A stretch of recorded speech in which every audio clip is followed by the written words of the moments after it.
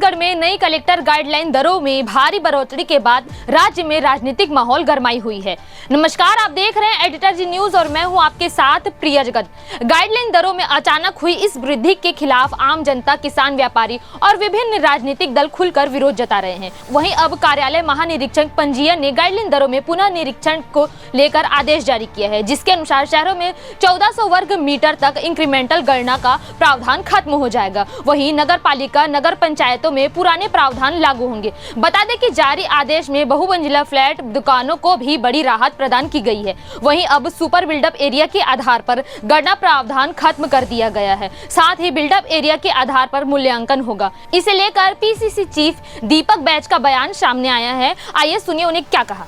हम तो पहले से ही कह रहे थे, इस सरकार को पॉलिसी, जनता की पॉलिसी इस सरकार को कभी समझ में नहीं आई कि ये जनता के हित में है या नहीं है। मैं सिर्फ राज्य के नहीं, सेंट्रल गवर्नमेंट की भी बात कर रहा हूं। लॉकडाउन लगाए, लॉकडाउन में क्या हालत रहा देश की जनता ने देखा है। कोरोना काल की अव्यवस्था पूरी देश की जनता ने देखा है। नोटबंदी की किसका फायदा हुआ,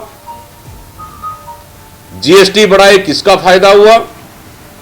वहीं यहां बिजली बिल आप योजना खत्म कर रेट बढ़ा दिए। आखिर जनता का विरोध के कारण 200 यूनिट तक माफ करना पड़ा और बढ़ी हुई गाइडलाइन दर बढ़ाना पूरे देश की जनता में आक्रोश है।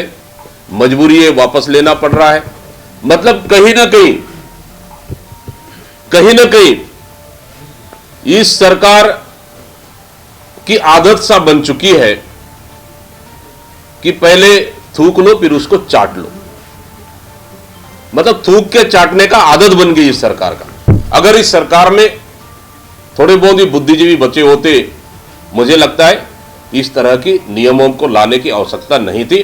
अगर सरकार को सरकार चलाने में समझ नहीं आ रहा है तो जनता से जाके पूछ ले कि सरकार कैसी चलनी चाहिए, शायद थोड़ा सा सद्बुद्धि मिल जाए। वहीं इस गाइडलाइन दर को लेकर मुख्यमंत्री विष्णुदेव साय ने आश्वासन दिया है कि जनता को किसी भी तरह की दिक्कत नहीं होने दी जाएगी। उन्होंने कहा कि नई दरों को लेकर विभाग स्तर पर चर्चा जारी है। उन्होंने साफ किया है कि यदि जनता पर इसका नकारात्मक प्रभाव पड़ा या खरीद फरोख्त की प्रक्रिया प्रभावित हुई तो सरकार इस निर्णय पर दोबारा विचार करने के लिए पूरी तरह तैयार है।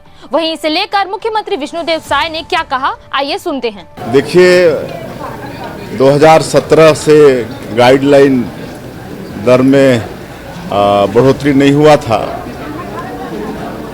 जो कि हर साल जिस तरह से हर चीज़ का कीमत बढ़ता है तो उसका भी होना चाहिए।